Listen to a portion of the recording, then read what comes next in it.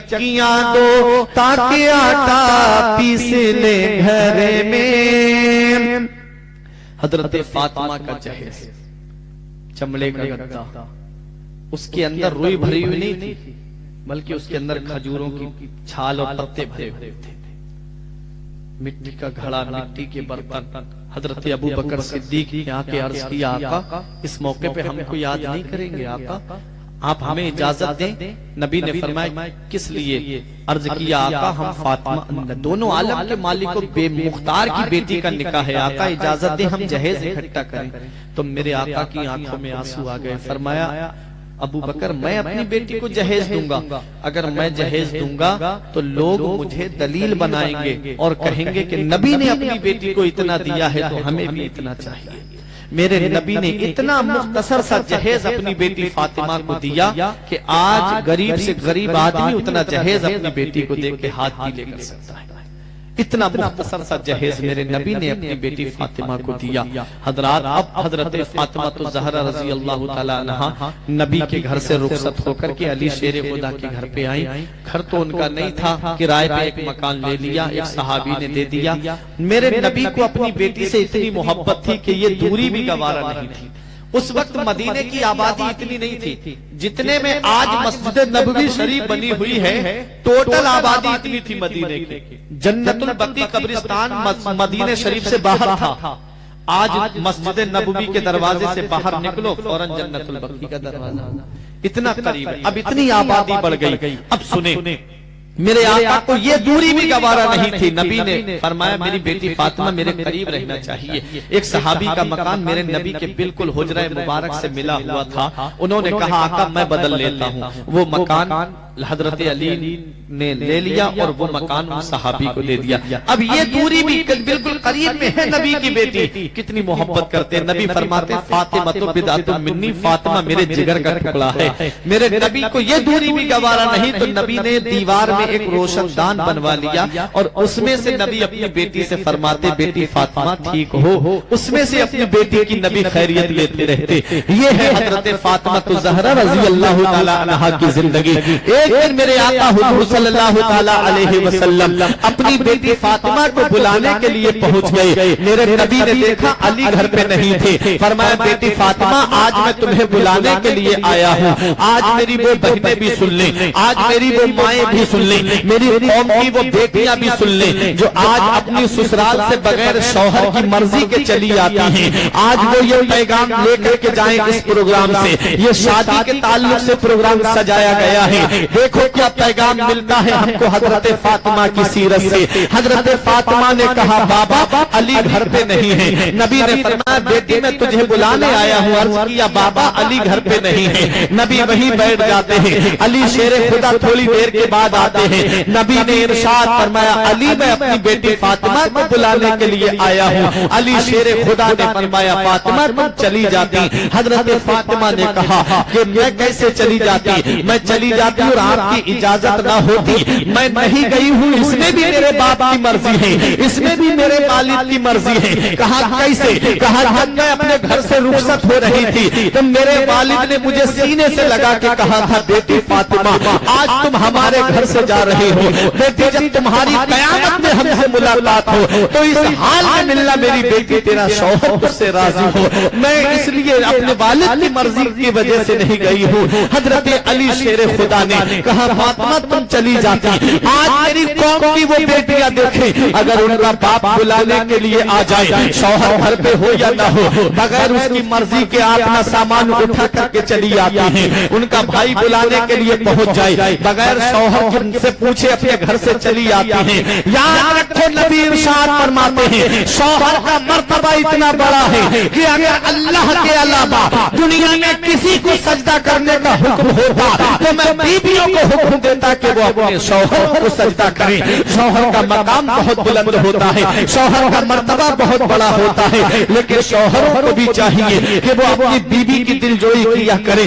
آج ہوتا کیا ہے، آج بات بات پہ جہیز کے تانے دیے جاتے ہیں، بات بات پہ اولاد کے تانے دیے جاتے ہیں۔ 1-2 سال تک اگر گھر میں اولاد نہ ہو تو اس کے پورے خاندان کو کوسنا شروع کر دیا جاتا ہے، پورے خاندان کے لیے تانا زنی ہونا شروع ہو جاتی ہے۔ پیارے मुसलमानों याद रखो, हजरत फातिमा तो ज़हरा रजी अल्लाह ताला अन्हा की सीरत से सीखो।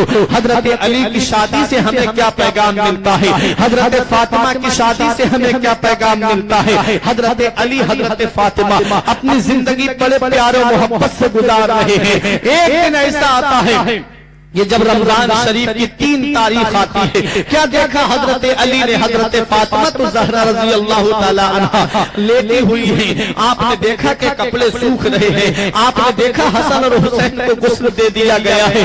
हजरत अली ने आकर के कहा, फातिमा आज क्या बात है। हजरत फातिमा ने कहा, सुनो अली, मैं तुमसे कुछ जरूरी बातें करना चाहती हूँ। अली शेरे खुदा ने कहा, फातिमा क्या बातें करना चाहती हो। हजरत फातिमा ने कहा, अली हर नई चीज को पुराना हो जाना है, अली हर एक को ये दुनिया छोड़ करके जाना है। अली अब तुम्हारी और हमारी जुदाई का वक्त करीब आ गया है। अली अब मैं इस दुनिया से जाने वाली हूँ। अली अगर तुम पूरी जिंदगी में मुझसे कोई ऐसा मामला हो गया हो जिसकी वजह से तुम्हारे दिल को तकलीफ पहुंची हो, तो अली अब मुझे माफ कर देना। अली शेरे खुदा रज़ी अल्लाह ताला अन्हु ने जब इतना सुना, आंखों में आंसू आ गए। कहने लगे, फातिमा जब से तुम अली के घर में आई हो, तुम्हें पेट भर के खाने को नहीं मिला।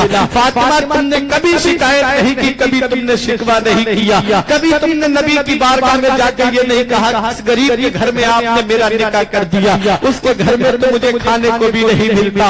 हजरत फातिमा तो ज़हरा से अली कहते हैं, फातिमा मैं तुमसे राजी हूँ। हजरत फातिमा कहती है, अली मेरा विसाल जब हो जाए तो मेरे बाद अली तुम दूसरा निकाह कर लेना। अली इतना याद रखना, मेरे बच्चे हसन और हुसैन दीवार से हाथ टेक करके रोने न पाए। मेरे हसन को रोने मत देना, मेरे हुसैन को रोने मत देना, मेरी बेटी ज़ैनब को रोने मत देना, मेरी बेटी उम्मे कुलसूम को रोने मत देना, मेरी बेटी रुकैया को रोने मत देना। अली मेरे बच्चे कभी रोने न पाए। अली मेरे बाद मेरे बच्चों को माँ का भी प्यार देना और बाप का भी प्यार देना। अली शेरे खुदा कहते, फातिमा कैसी बात कर रही हो, मैं कभी अपने बच्चों को परेशान नहीं करूंगा। फातिमा मैं अपने बच्चों को अपने सीने से लगा करके रखूंगा। हजरत फातिमा तो ज़हरा रज़ी अल्लाह ताला अन्हा कहती है, अली मेरी एक वसीयत है, आप सुन लीजिए। फरमाया, अली शेरे खुदा ने क्या वसीयत है। कहा, अली जब मेरा विसाल हो जाए तो मेरा जनाजा रात के अंधेरे में निकालना। अली शेरे खुदा कहते, फातिमा कैसी बात कर रही हो, दोनों आलम के मालिक मुख्तार की बेटी हो, दोनों आलम के मालिक मुख्तार की शहजादी हो, हम तुम्हारा जनाजा रात के अंधेरे में निकालेंगे। मदीने के लोगों को जब पता नहीं चलेगा, लोग मुझसे कहेंगे कि तुमने नबी आखिर ज़मा की लाडली बेटी को रात के अंधेरे में कैसे ले जाकर के सुपुर्द खाक किया। अली क्या जवाब देगा। कहा, नहीं अली, मेरे जनाजे को रात के अंधेरे में निकालना। इसका मतलब ये है अली कि जिस फातिमा के सर के बाल को आसमान के चांद और सूरज ने नहीं देखा है, उस फातिमा के विसाल के बाद उसके जनाजे पर किसी गैर महरम की नजर न पड़े। अल्लाह अकबर। ऐ मेरे इस्लाम की मुकद्दस माँ और बहनों,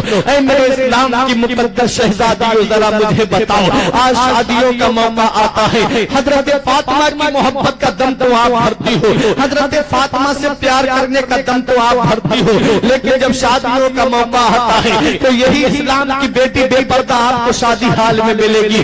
दावत का मौका आता है, तब वहां जाकर देखो हमारी बहन बेटियां और माएं कैसे बेपर्दा खाती हुई नजर आती है। शादी हाल में जाकर के देखो टोलियां बना करके बारात का इस्तकबाल करने के लिए दरवाजे पर लड़कियां आती हैं और दूल्हा के साथ में उसके दोस्त अहबाब भी होते हैं। हंसी मजाक का दौर चलता है। उस वक्त मुसलमानों तुम्हारी गैरत कहाँ चली जाती है, उस वक्त तुमको नहीं दिखता है कि ये हमारी बहन है कौन है। याद रखो, जो कौम अपने असलाफ की तारीख को भुला देती है उसका नाम सफाए हस्ती से मिटा दिया जाता है। हजरात, आज शादी हालों में जाकर के देखो, आज दावतों में जाकर के देखो, आज बारातों में जाकर के देखो, कैसे बेपर्दी का मुजाहिरा किया जा रहा है। और जब उस औरत से पूछो तो कहती है हम हजरत फातिमा से मोहब्बत करते हैं, हम हजरत ज़ैनब से मोहब्बत करते हैं। हजरत ज़ैनब की शान तो ये है कि हजरत ज़ैनब जब बचपन में कुरान की तिलावत कर रही थी तो सिर्फ चादर सर से सरक रही थी। तब हजरत फातिमा ने कहा, बेटी ज़ैनब चादर को सर से उतरने न दिया करो। कहा, क्यों? कहा, सर से चादर जिसकी उतर जाती है उससे नाना मुस्तफा नाराज हो जाते हैं। उस वक्त हजरत ज़ैनब ने रो के कहा था, अम्मी سکتی، آج کے بعد زینب کی گردن کٹ تو سکتی ہے لیکن چادر اس کے سر سے اتر نہیں سکتی ہے، آج کے بعد کبھی چادر کو سر سے اترنے نہیں دوں گی۔ ذرا سوچو تو صحیح، یہ خاندان کیسا خاندان ہے، یہ گھرانہ کیسا گھرانہ ہے، کیسا پردے کا انتظام کیا جا رہا ہے، کیسا پردے کا اہتمام کیا جا رہا ہے۔ حضرت فاطمہ کہہ رہی ہے میرا جنازہ رات کے اندھیرے میں نکلنا تاکہ کسی غیر محرم کی نظر نہ پڑنی چاہیے، کسی غیر محرم کی نظر میرے جنازے پہ نہ پڑ جائے۔ حضرات ذرا سوچو تو صحیح، آج وہی حضرت زینب سے حضرت فاطمہ سے محبت کرنے والی بازاروں میں بے پردہ آپ کو نظر آئیں گی، میلوں میں بے پردہ نظر آئیں گی۔ یاد رکھنا ہر چیز کا حساب مرنے کے بعد دینا ہے، ہر چیز کا جواب مرنے کے بعد دینا ہے۔ اپنی زندگی اس حال میں گزار دو کہ فاطمہ راضی ہو جائیں، حضرت زینب راضی ہو جائیں، حضرت فاطمہ راضی ہو گئی تو سمجھ لو قبر میں آرام تمہارے لیے ہے اور جنت کی بہاریں تمہارے لیے۔ اپنی زندگی پردے کے ساتھ گزار دو۔ یہ مت دیکھو محلے والے کیا کہیں گے، یہ مت دیکھو خاندان والے کیا کہیں گے، یہ مت دیکھو کہ سوسائٹی والے کیا کہیں گے، یہ مت دیکھو کہ تمہارے پڑوسی کیا کہیں گے۔ زمانہ خفا ہے تو کیا غم ہے اس کا، زمانہ کو ٹھوکر لگائے چلا جا، زمانہ ہی ایک دن تیرے ساتھ ہوگا، تو آقا کو اپنے منائے چلا جا۔ آقا کو منانا ہے، ہمیں اپنے رب کو راضی کرنا ہے، ہمیں اپنے رسول کو راضی کرنا ہے۔ اللہ اور اس کا رسول راضی ہو گیا تو دنیا میں بھی ہم آرام سے رہیں گے، قبر میں بھی آرام سے رہیں گے اور حشر میں بھی آرام سے رہیں گے۔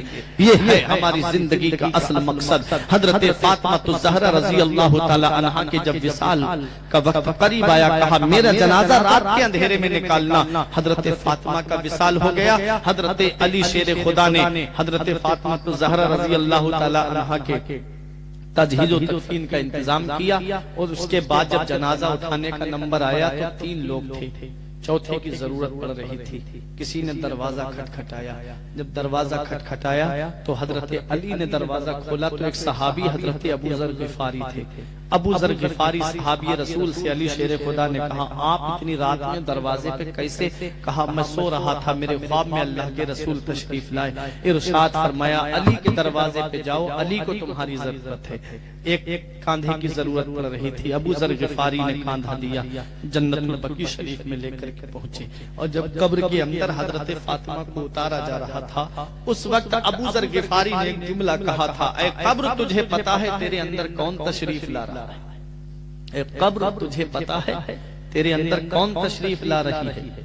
دونوں عالم کے مالک و مختار کی شہزادی ہے، وہ فاطمہ تشریف لا رہی ہیں جن کے بارے میں نبی نے فرمایا فاطمہ میرے جگر کا ٹکڑا ہے۔ وہ فاطمہ تشریف لا رہی ہیں جن کے بارے میں نبی نے فرمایا جس نے میری بیٹی فاطمہ کو ناراض کیا اس نے مجھ کو ناراض کیا، اور جس نے مجھ کو ناراض کیا اس نے اللہ کو ناراض کیا۔ جس نے مجھ سے محبت، جس نے فاطمہ سے محبت کی اس نے مجھ سے محبت کی، جس نے مجھ سے محبت کی اس نے اللہ سے محبت کی۔ نبی نے فرمایا کہ جو چاہتا ہے کہ نبی اس سے راضی ہو جائیں وہ حسن اور حسین کو راضی کر لے، اور جو چاہتا ہے حسن اور حسین راضی ہو جائیں وہ میری بیٹی فاطمہ کو راضی کر لے۔ حضرت فاطمہ کی شان۔ ابو ذر غفاری نے کہا قبر تجھے پتا ہے تیرے اندر کون تشریف لا رہا ہے؟ قبر کے اندر سے آواز آئی، جواب ملا، اے ابو ذر غفاری آنے والے کا حسب و نسب مت بتاؤ، آنے والے کا مجھے شجرہ مت بتاؤ، مجھے یہ بتاؤ کہ میرے اندر آنے والا کیا لے کر کے آ رہا ہے۔ وہ تو دونوں عالم کے مالک و مختار کی بیٹی ہیں، ان کی کیا شان ہوگی، وہ تو جنتی عورتوں کی سردار ہے۔ وہ حضرت فاطمہ جو خود جنتی اور جنتی عورتوں کی سردار۔ یہ جملہ قبر کا ہمارے لیے تھا، یہ جملہ قبر کا ہم گناہگاروں کے لیے تھا کہ قبر کے اندر جانا ہے ہم کو، ایک دن قبر کے اندر جانا ہے، قبر ہم کو دبائے گی، ایسی دبائے گی، ادھر کی پسلی ادھر، ادھر کی پسلی ادھر، اس طرح سے قبر دباتی ہے۔ آج ہم زمین پہ چلتے ہیں تو زمین کہتی ہے پکار کے، اے انسان مجھ پہ اکڑ کے چلنے والے، گاڑیاں تیز دوڑانے والے، یاد رکھ ایک دن تو میرے اندر آئے گا۔ میں کیڑے مکوڑوں کا گھر ہوں، میں وحشت کا گھر ہوں، میں ڈر کا گھر ہوں، میرے اندر اندھیرا ہی اندھیرا ہے۔ جب میرے اندر آئے تو روشنی کا انتظام کر کے آنا، جب میرے اندر آئے تو اپنا نامہ اعمال مکمل کر کے آنا، جب میرے اندر آئے تو اپنے نامہ اعمال میں نیکیوں کا ذخیرہ جمع کر کے آنا۔ آج ہم اپنی زندگی گزار رہے ہیں، کوئی ہمارے اوپر فرق نہیں پڑتا۔ ہم نے وہ لوگ بھی دیکھے ہیں جب مسجد میں تھے، شام کو عشاء کی نماز ہمارے پیچھے پڑی، دعا سلام ہوا، مصافحہ کیا، فجر میں ان کے گھر ایک اہم بھائی نے آ کے کہا کہ مولانا صاحب اعلان کر دو ان کا انتقال ہو گیا، اعلان کر دو ان کا انتقال ہو گیا۔ میں نے کہا شام تو مجھ سے بات کر کے گئے، کہا اچانک سے درد اٹھا اور انتقال ہو گیا۔ ایسے جنازے بھی ہم نے اٹھتے دیکھے، نوجوانوں کے جنازے ہم نے اٹھتے دیکھے، بچوں کے جنازے ہم نے اٹھتے دیکھے، بوڑھوں کے جنازے ہم نے اٹھتے دیکھے، لیکن ہم کو کوئی احساس نہیں ہوتا۔ آج جس کو تختوں پہ لٹایا جا رہا ہے، کل ہم کو لٹایا جائے گا۔ جو انسان لباس پہنے ہوتا ہے، اس لباس کو بھی قینچی سے کاٹ کر کے اتارا جاتا ہے۔ کیا لے کے جاتا ہے؟ خالی ہاتھ آیا تھا، خالی ہاتھ جاتا ہے۔ اگر عمل اچھے کیے ہوتا ہے تو چہرے پہ مسکراہٹ ہوتی ہے، کام اچھے کیے ہوتا ہے تو قبر میں آرام ہے، اور اگر کام اچھے نہیں کیے تو اعلیٰ حضرت فرماتے ان کو رحم آئے تو آئے، ورنہ وہ کڑی مار ہے کیا ہونا ہے۔ چھپ کے لوگوں سے کیے جس کے گناہ وہ خبردار ہے کیا ہونا ہے۔ یاد رکھو پیارے مسلمانوں، قبر اندھیری کا گھر ہے، قبر اندھیری کوٹری ہے، اس میں روشنی کا انتظام کیا ہے؟ روشنی کا انتظام ہے، علماء فرماتے ہیں جب انسان نماز پڑھنے جاتا ہے، وضو کرتا ہے، تو جن جن اعضاء کو وہ وضو میں دھوتا ہے، وہ اعضاء قبر کے اندر روشنی کا کام کریں گے، وہ اعضاء روشنی کا کام کریں گے۔ جب نماز پڑھے گا تبھی تو قبر میں روشنی ہوگی، اور جب نماز ہی نہیں پڑھے گا تو قبر میں روشنی کہاں سے ہوگی۔ یاد رکھنا پیارے مسلمانوں، جو انسان نماز نہیں پڑھتا ہے، اللہ قبر کے اندر ایک سانپ پیدا کرتا ہے۔ اس سانپ کے بارے میں حدیث میں آیا ہے، صرف پھونکار زمین پہ مار دے، اپنی صرف پھونکار مار دے تو قیامت تک کبھی بھی سبزہ نہیں اگے گا۔ جو سبزی کھا رہے ہو نا، جو اناج اگ رہا ہے، دھان، گیہوں، سرسوں کا، کچھ بھی نہیں اگے گا۔ حدیث میں ہے کہ صرف پھونکار مار دے زمین کے اوپر تو زمین کے اوپر قیامت تک سبزہ نہیں اگے گا، سبزہ اگے گا ہی۔